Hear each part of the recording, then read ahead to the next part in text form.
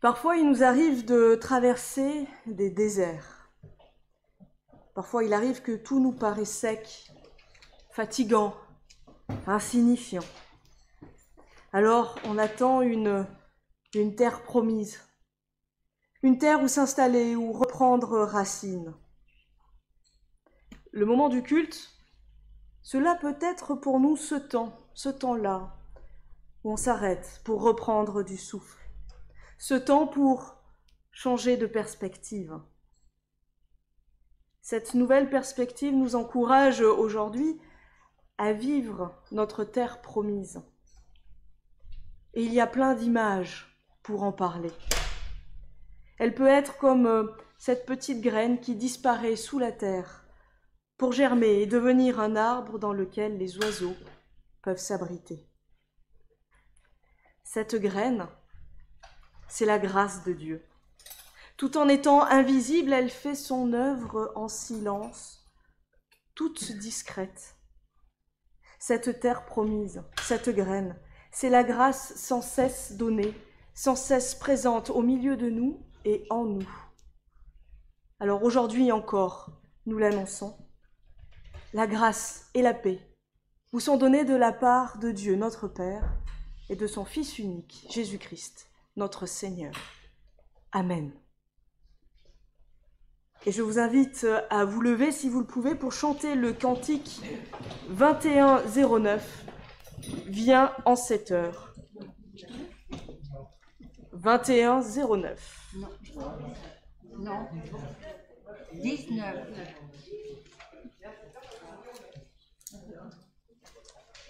Je vous assure, le 2109. L'erreur est là, mais pas ici. C'est à la page 238, comme ça tout le monde est d'accord. Les strophes 1 et 3.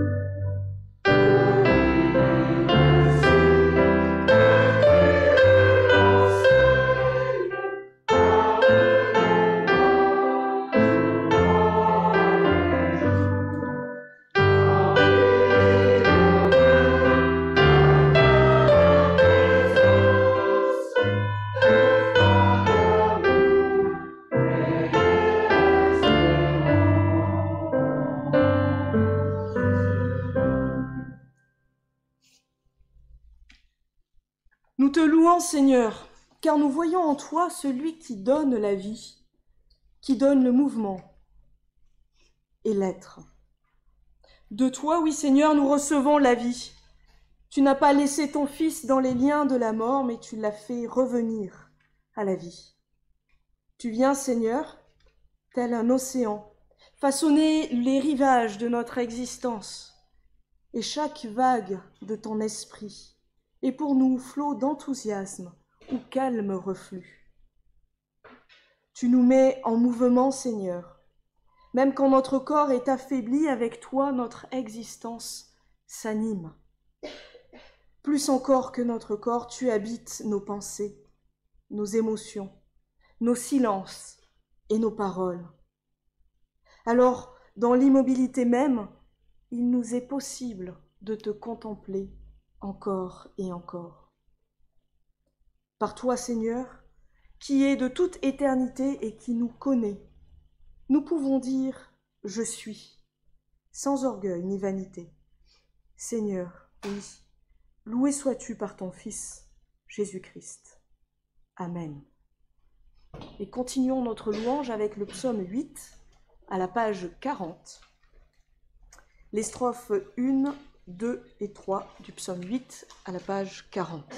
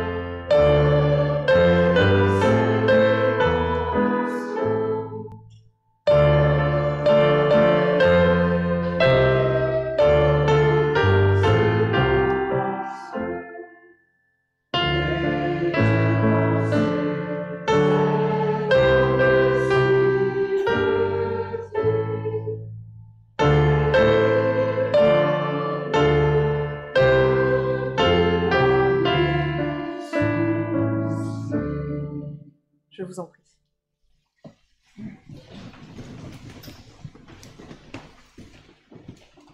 Ensemble, nous pouvons, oui, chanter, prier le Seigneur. Nous pouvons célébrer ses merveilles et les beautés de ce monde. Mais ensemble, nous sommes aussi invités à lui remettre tous ces moments où nous avons oublié sa présence, son amour, son invitation à la vie nouvelle. Je vous invite à la prière.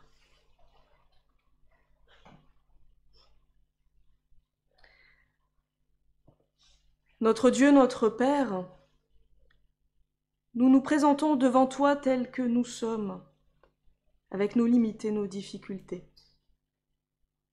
Tu nous annonces ta grâce, mais nous voulons sans cesse le mériter, notre salut.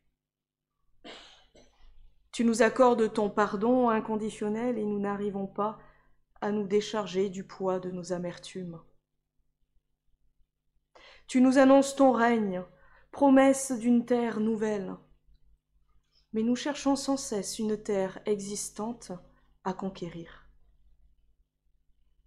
Tu nous annonces ton règne qui vient, et bien souvent, nous nous laissons emporter par nos craintes.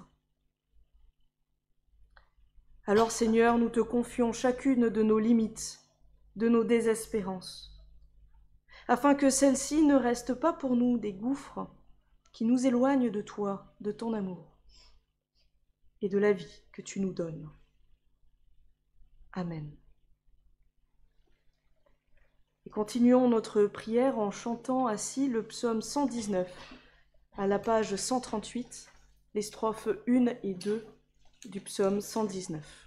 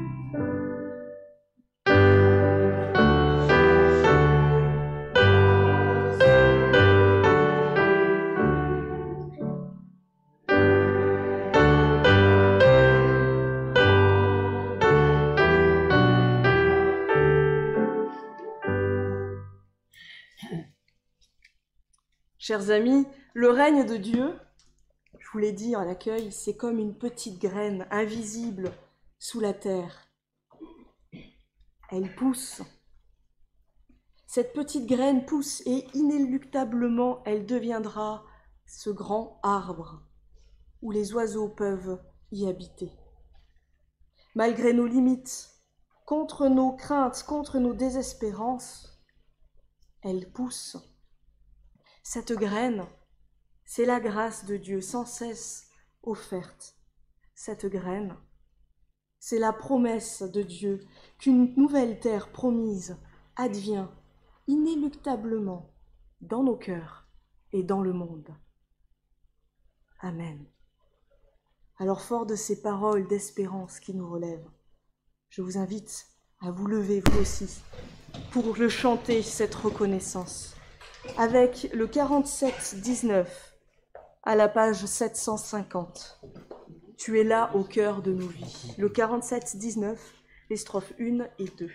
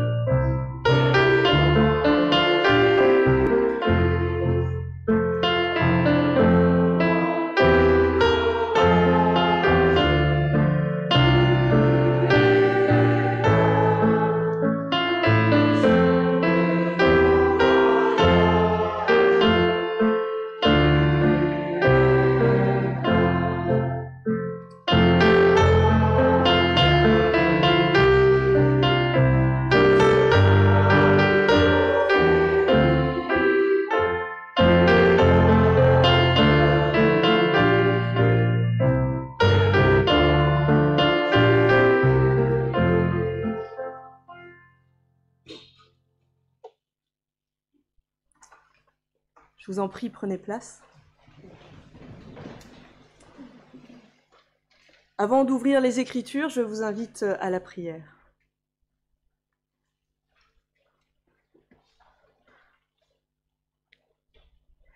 Père éternel, au moment où nous allons ouvrir cette Bible, accorde-nous d'y trouver une parole qui a du poids pour nos vies. Permets-nous d'y trouver une parole qui transforme nos manques en plénitude, nos plaintes en louanges. Permets-nous d'y trouver une parole qui nourrit notre foi et éclaire nos choix. Amen. Alors, certains d'entre vous étaient là la semaine dernière. Est-ce que vous vous souvenez le texte ? Oh là là. Alors, j'ai des gens qui font oui, d'autres qui font non, d'autres qui font « j'étais pas là ». La semaine dernière, nous avons lu ce texte dans les évangiles où les disciples réfléchissaient à qui était le premier, le meilleur. Voilà. Et Jésus avait renversé un peu les choses. D'abord en renversant le cadre, après en accueillant un enfant au milieu d'eux. Est-ce que vous vous souvenez la petite invitation à la fin de la prédication? Non? Ah. Alors je vous laisse avec cette interrogation, on va voir si vous la retrouvez dans la prédication d'aujourd'hui. Parce que oui, il va y avoir un lien entre les deux. Aujourd'hui, nous allons passer dans l'Ancien Testament, au livre de la Genèse, au chapitre 12, les versets 1 à 8. Voilà ce que l'on peut y lire. Le Seigneur dit à Abraham, « Va-t'en de ton pays, du lieu de tes origines, de la maison de ton père, vers le pays que je te montrerai. Je ferai de toi une grande nation et je te bénirai. Je rendrai ton nom grand et tu seras une bénédiction. Je bénirai ceux qui te béniront et je maudirai celui qui te maudira. Tous les clans de la terre se béniront en ton nom. » Abraham partit, comme le Seigneur lui avait dit. Et Lot partit avec lui. Abraham avait 75 ans lorsqu'il quitta Haran. Abraham prit Sarai, sa femme, Lot, son neveu, et tous les biens et tous les gens qu'il avait avec lui à Haran. Ils partirent pour Canaan, ils arrivèrent en Canaan. Abraham traversa le pays jusqu'au lieu de Sichem, jusqu'au térébinthe de Morée. Les Cananéens étaient alors dans le pays. Le Seigneur apparut à Abraham et dit, « Je donnerai ce pays à ta descendance. » Abraham bâtit là un autel pour le Seigneur qui lui était apparu. Puis, il leva le camp pour se rendre dans la montagne de l'est de Béthel. Il dressa sa tente entre Béthel à l'ouest et Laï à l'est. Il bâtit là un autel pour le Seigneur et invoqua le nom du Seigneur Yahvé. Abraham repartit en se rendant par étapes vers le Négev. Seigneur, ta parole est une lampe à nos pieds, éclaire pour nous le sentier. Amen. Je vous invite à vous lever pour chanter le cantique 5307 à la page 868, que le flambeau de ta parole, le 5307.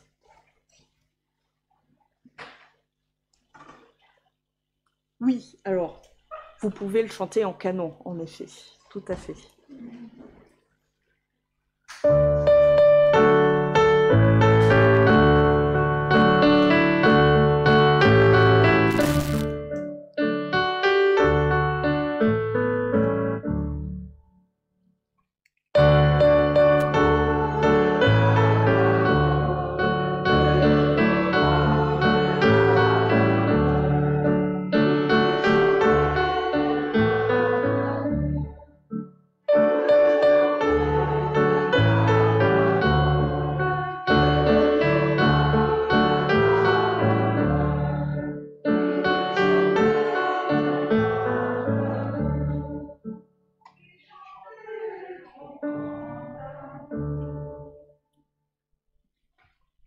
Je vous en prie.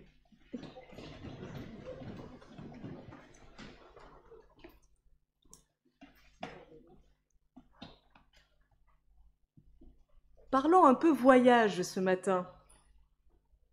Alors je sais, ça fait longtemps que certains n'ont pas pu voyager, vu les circonstances quand même, mais je ne résiste pas. Je sais que certains cet été ont pu s'échapper, d'autres vont le faire la semaine prochaine. Alors je trouve que la thématique, elle tombe à pic. Il y a des voyages qui marquent une vie, voire même parfois la bouleversent totalement. Puis il y a des voyages que l'on appréhende beaucoup et qui finalement se révèlent bien plus faciles à vivre que ce que l'on pouvait penser. Puis il y a des voyages avec un retour, et il y a d'autres voyages, plutôt les déménagements vers d'autres pays, qui sont presque des allées simples où on va revenir juste pour voir la famille ou les amis.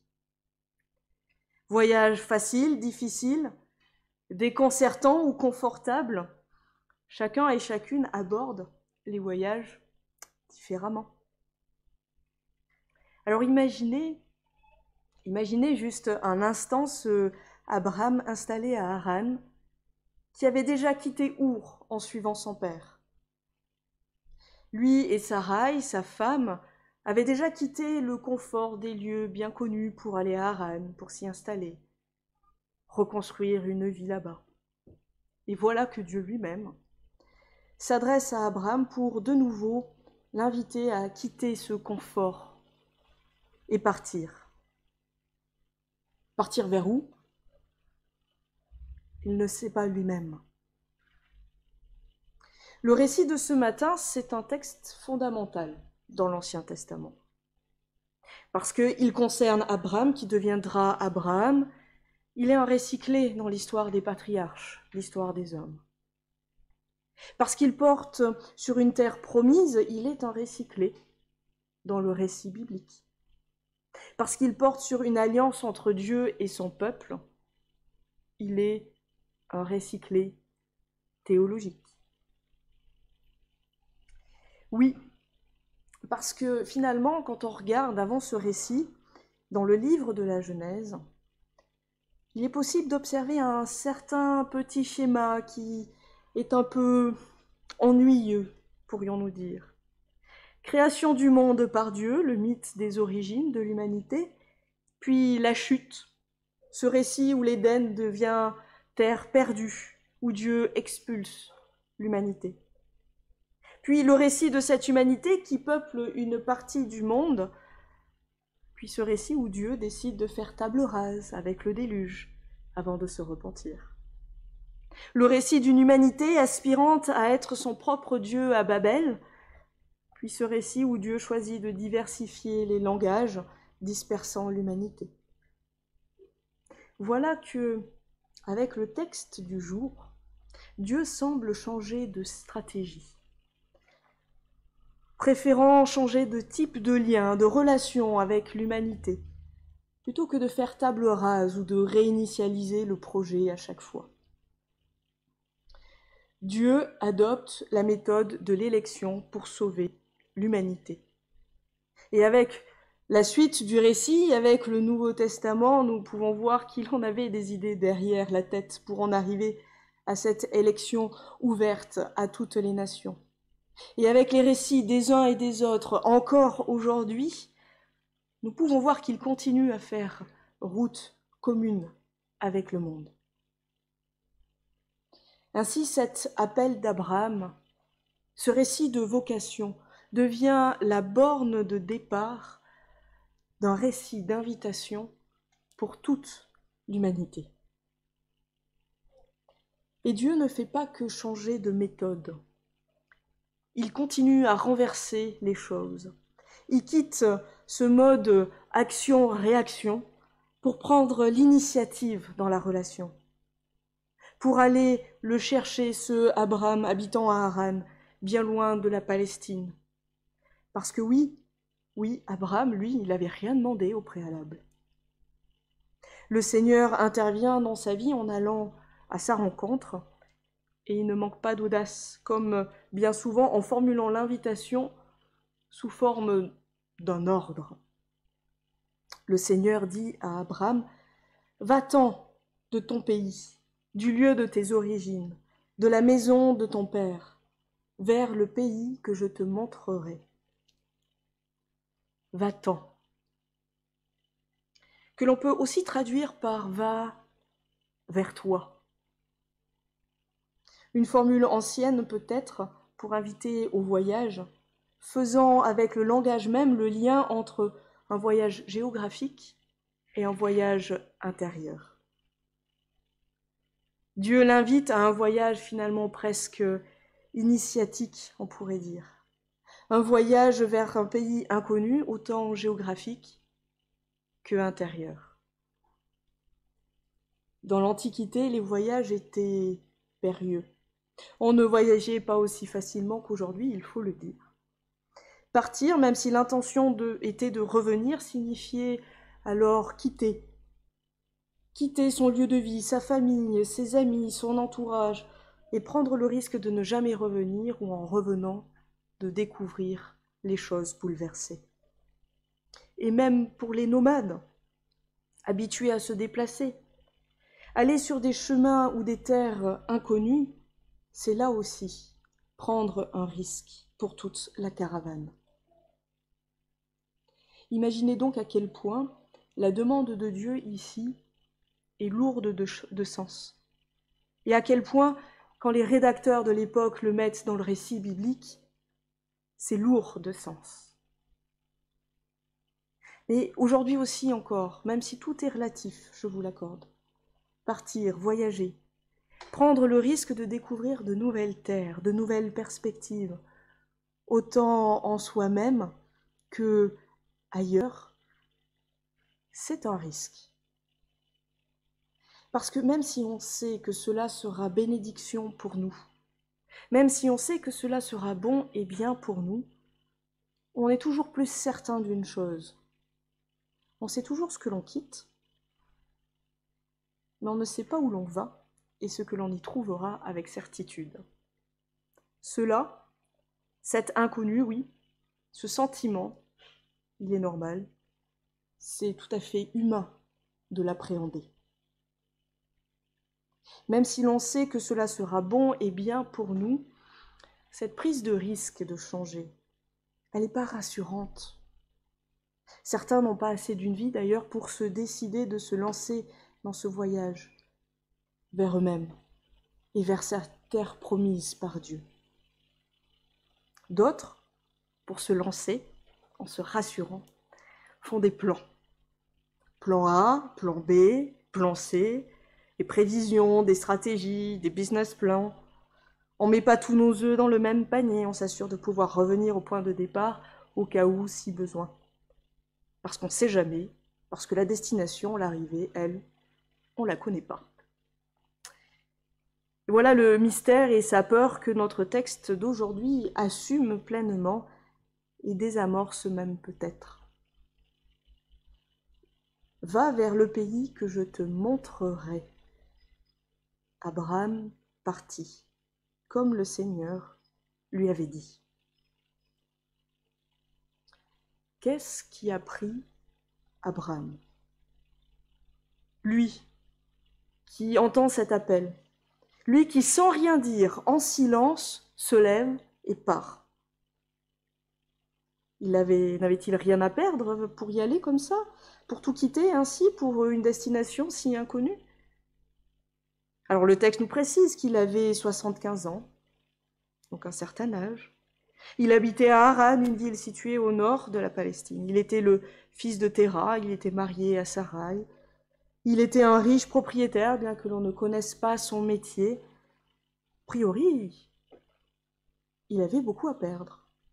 Il était installé, connu, reconnu de tous. Tout allait pourtant bien pour lui là où il était. Il n'avait aucune raison d'y aller. Quel Dieu vénérait-il? Est-ce qu'il vénérait Yahvé, le Seigneur? Nous ne le savons pas. Était-il exceptionnel? Rien ne semble le souligner à ce moment du texte. Alors pourquoi Dieu a choisi cet homme, vieux, installé, pour entreprendre ce voyage aussi surprenant que celui d'ouvrir un nouveau chemin pour lui, sa descendance et toute l'humanité? Parce que lui, homme marié à une femme stérile, comment pouvait-il réellement y croire à cette promesse de prospérité? Cela semble totalement contraire, totalement risqué, voire contraire à toute raison, autant pour Abraham finalement que pour Dieu lui-même. Et pourtant, à croire que c'est la spécialité de Dieu finalement, il insistera d'ailleurs encore dans cette spécialité avec Moïse, David, Samuel, Josué, avec Marie-Madeleine, Élisabeth et toutes les autres. Lorsque Dieu appelle Abraham, lorsqu'il formule cette invitation totalement ahurissante, le Seigneur témoigne d'une espérance possible, d'une foi en cet homme et cette femme. Oui, là aussi Dieu change de paradigme, il change de relation avec le monde et l'humanité. Il a osé se lancer dans un lien, dans une histoire qu'il ne peut plus écrire seul. La suite, elle est possible, si cet homme, cette femme, lui répond et le suivent. Alors finalement, la question n'est pas tant de savoir pourquoi en un seul mot, il les aurait choisis. Pourquoi Dieu a choisi et appelle cette caravane-là?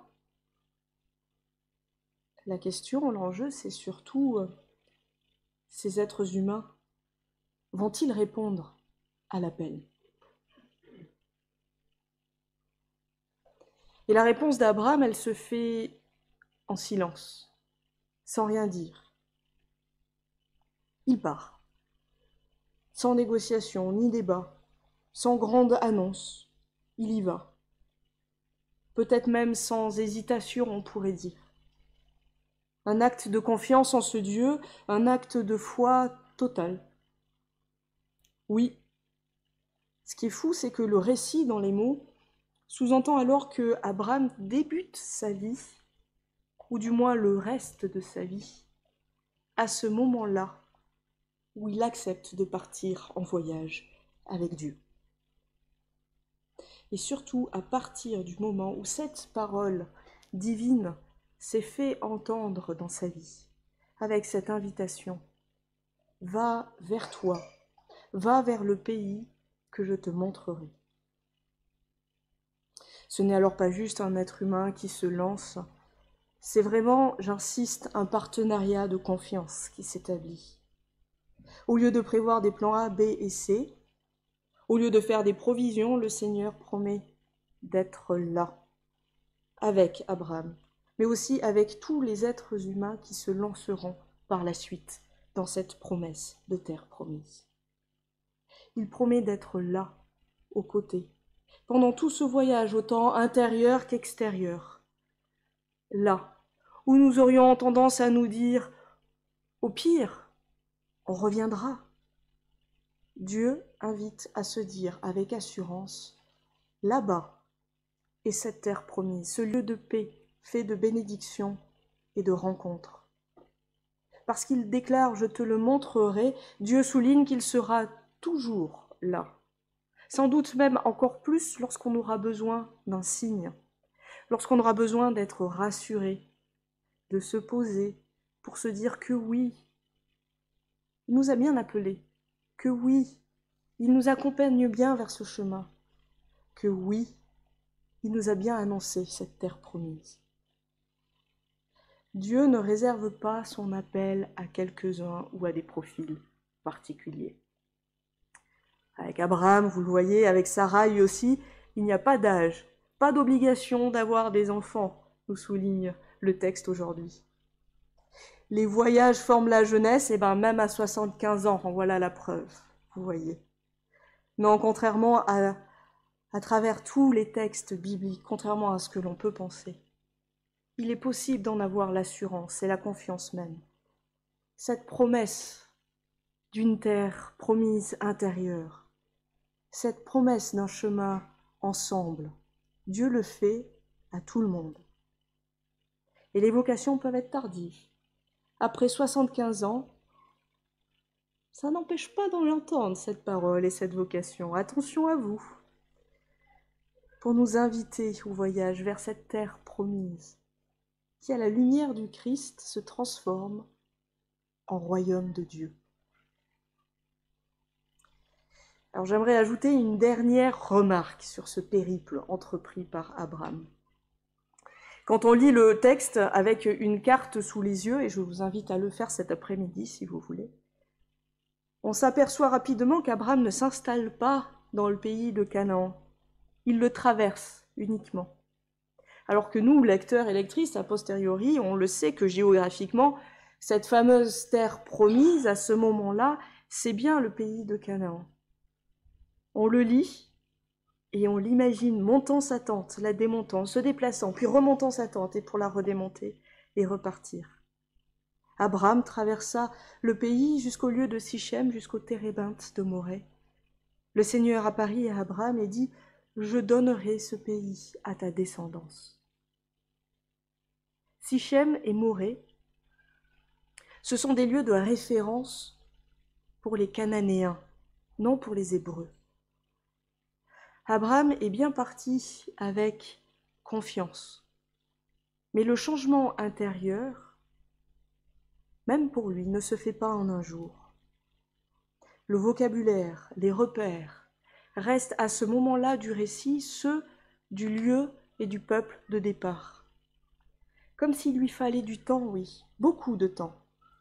Peut-être même une génération, voire même peut-être plusieurs générations pour finir de véritablement changer de paradigme, pour voir, vivre, se comprendre comme habitants et invités de cette terre promise qui maintenant devient réalité. La promesse de Dieu à Abraham est avant tout promesse.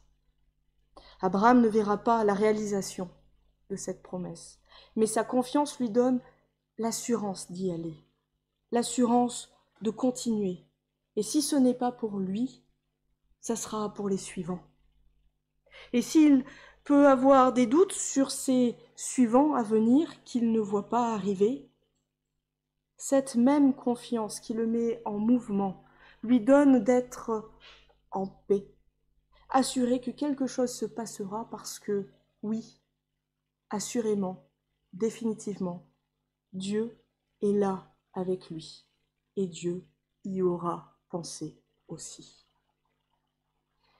Sa confiance lui permet de poser cette première pierre avec des gestes qui sont les siens, ceux hérités de son histoire, de sa foi, ceux qui lui permettent de faire sens ici et maintenant.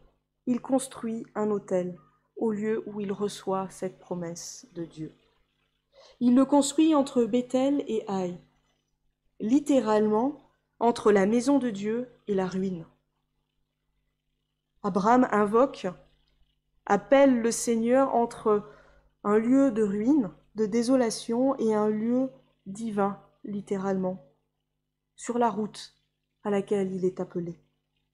Comme pour signaler visuellement, comme pour laisser un espace sacré, c'est-à-dire au sens propre, un espace, une parole qui est toute à part.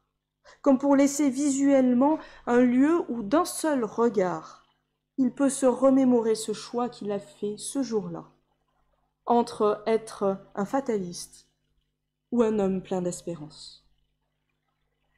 Cette parole annoncée à Abraham, cette invitation au voyage initiatique, nous sommes aussi invités à l'entendre résonner dans nos vies, aujourd'hui et maintenant. Comme je le disais, c'est un risque assurément à prendre, car on sait ce que l'on quitte. On ne sait pas vers où on va. Le lieu vers lequel nous sommes invités est un lieu, un espace, un temps qui est toujours promis. Alors dimanche dernier, je vous invitais à passer du méga à l'extra, à quitter les certitudes, les indicateurs, les recettes toutes faites pour faire du nombre dans nos communautés, pour être, vous savez, les plus grands, les plus nombreux, les plus forts. À quitter le méga pour passer à l'extra, cette perspective que le Christ nous offre, celle de penser, d'organiser les choses, non pas pour être les plus nombreux, mais pour laisser la place à l'invisible de se révéler parmi nous. Et pour cela, il fallait oser. Mais oser à quoi? Ça, je ne vous l'ai pas dit. Peut-être bien oser comme Abraham, à poser cet acte de confiance, à se lever et y aller, avec confiance, vers cette terre promise intérieure, individuelle comme communautaire. Qu'elle se révèle dans nos vies, dans l'Église ou encore dans un monde vivable. Cette confiance, ce lâcher-prise du voyage qui n'aura pas assez d'une vie, d'une génération, peut-être même, pour que cette terre promise et son changement de perspective fassent surface, se révèlent dans nos lieux de vie. En nous proposant ce voyage, le Seigneur fait un pas à notre rencontre. Il nous témoigne sa confiance, sa foi en nous. Il nous dit que oui, on peut y arriver. Ce lâcher-prise du voyage, ce « ok, allez, on y va, chiche ». Cette confiance qu'on lui témoigne en retour, c'est comme sceller une alliance avec lui.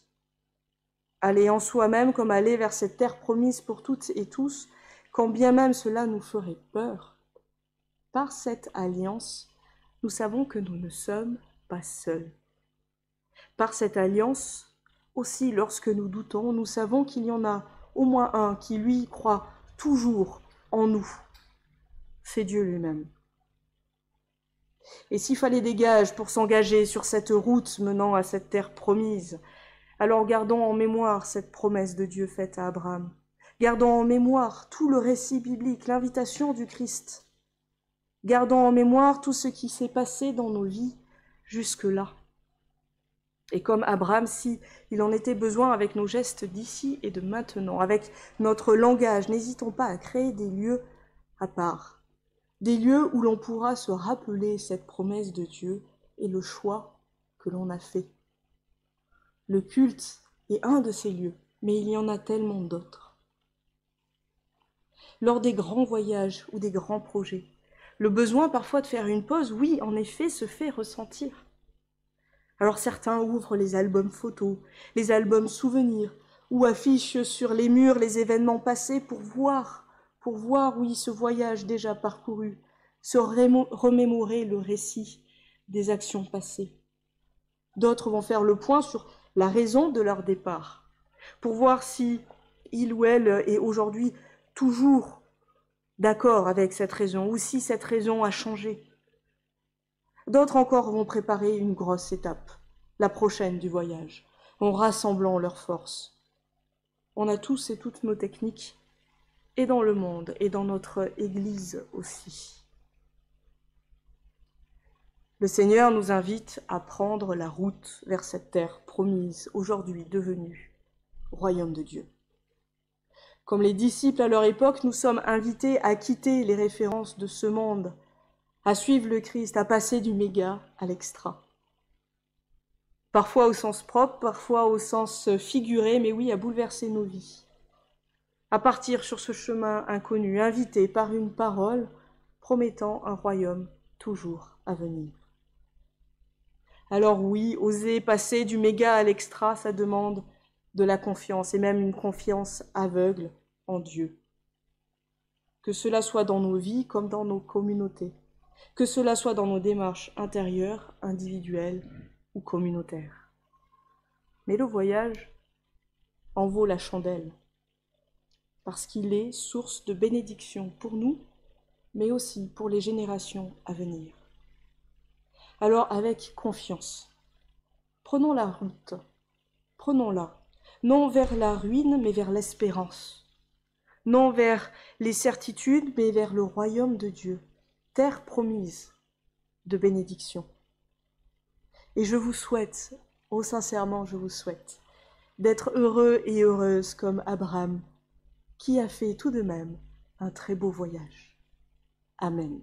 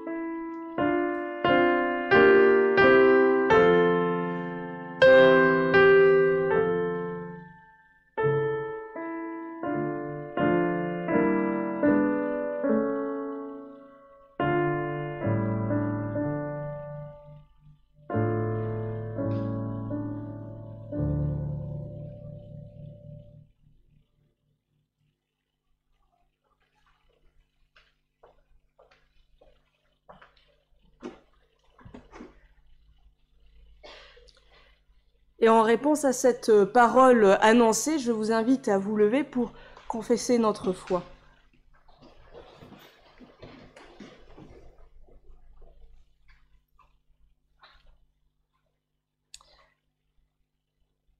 Je crois en Dieu.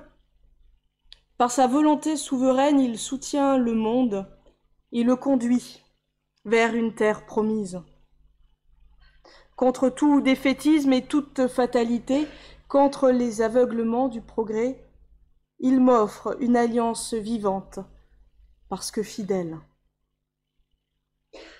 Je crois qu'il n'y a pas d'autre fondement à poser que celui qui est déjà posé, Jésus-Christ. Il me dit « va » et donne à ma vie une sûre direction. Il me dit « demeure » et j'apprends à m'enraciner en lui. Je crois en l'Esprit qui m'aide à surmonter les crises et à refonder ma vie en Dieu. Il comble les manques de ma prière, il m'ouvre à l'amour inconditionnel du Père. Je crois que l'Église vit d'une réforme permanente et qu'ainsi seulement elle restera fidèle à l'Évangile qui la fonde. Amen. Et chantons le 36-19 à la page 517, le 36-19, les strophes 1, 3 et 4.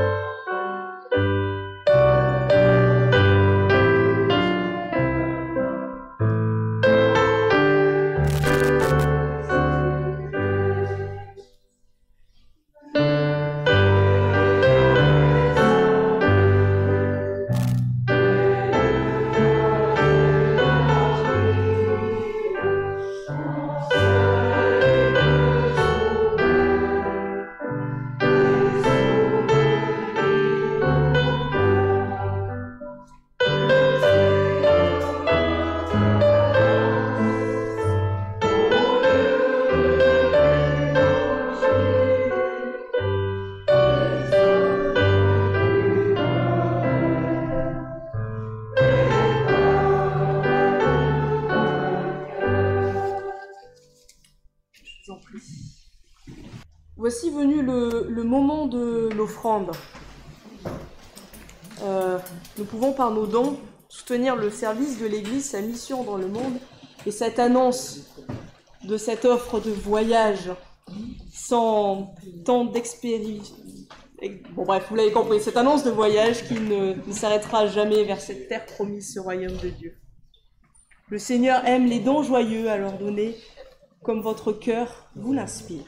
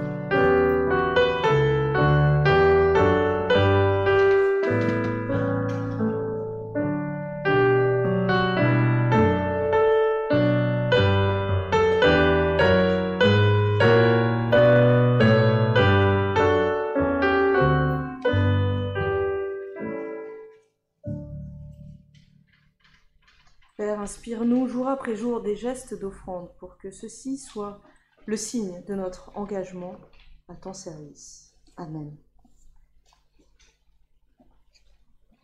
Je vous invite à la prière d'intercession, la prière les uns pour les autres. Dieu, tu travailles dans le monde, inaperçu, irrésistible, comme cette semence cachée qui chaque fois pousse et repousse. Donne-nous de te voir à l'œuvre partout, dans les paroles qui délivrent, dans les gestes qui ouvrent de nouveaux chemins. Aiguise notre regard devant tes merveilles sans nom, et nous aurons l'endurance plus forte que l'échec, et nous aurons l'audace d'espérer à la mesure de tes promesses. Cet humain nouveau, toutes ces choses nouvelles dans le Christ notre Seigneur. Nous te remettons ce matin, dans le silence de notre cœur, toutes les personnes et les situations qui nous pèsent ou que nous portons au quotidien. Nous te les remettons avec assurance pour que tu nous accompagnes aussi à travers ces moments-là.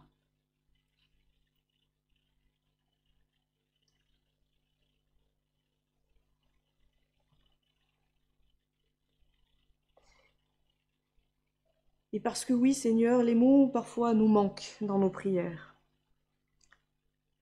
Nous récapitulons toutes ces préoccupations, toutes ces prières que nous n'arrivons pas à formuler, en te disant ensemble, comme ton Fils nous l'a enseigné. Notre Père, qui es aux cieux, que ton nom soit sanctifié, que ton règne vienne, que ta volonté soit faite sur la terre comme au ciel. Donne-nous aujourd'hui notre pain de ce jour. Pardonne-nous nos offenses, comme nous pardonnons aussi à ceux qui nous ont offensés. Et ne nous laisse pas entrer en tentation, mais délivre-nous du mal. Car c'est à toi qu'appartiennent le règne, la puissance et la gloire, pour les siècles des siècles. Amen. Je vous invite à vous lever pour recevoir les paroles d'envoi et de bénédiction. Dieu ouvre nos yeux, il ouvre notre cœur, il nous donne d'accomplir sa volonté. Il nous invite à le suivre pour partir en voyage. Sa lumière est le phare de votre chemin, sa parole est le sel de votre semaine, sa grâce est l'espérance de vos lendemains, son esprit est l'élan de votre quotidien. Alors que le Seigneur vous bénisse et vous garde, que le Seigneur fasse pour vous rayonner sa lumière et vous fasse grâce. Que le Seigneur vous découvre sa face et vous donne sa paix. Amen. Et finissons avec le 62-81 à la page 1005, que la grâce de Dieu. Le 62-81 à la page 1005.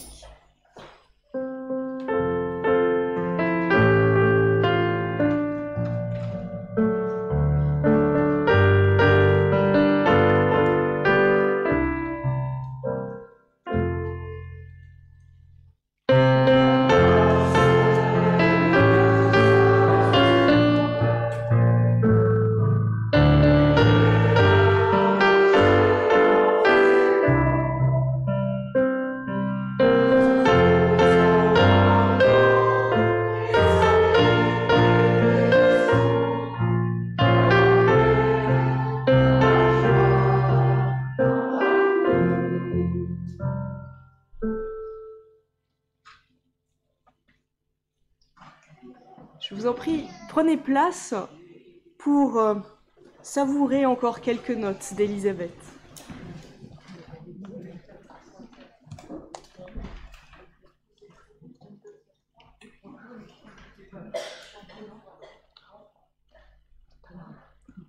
C'est pas grave.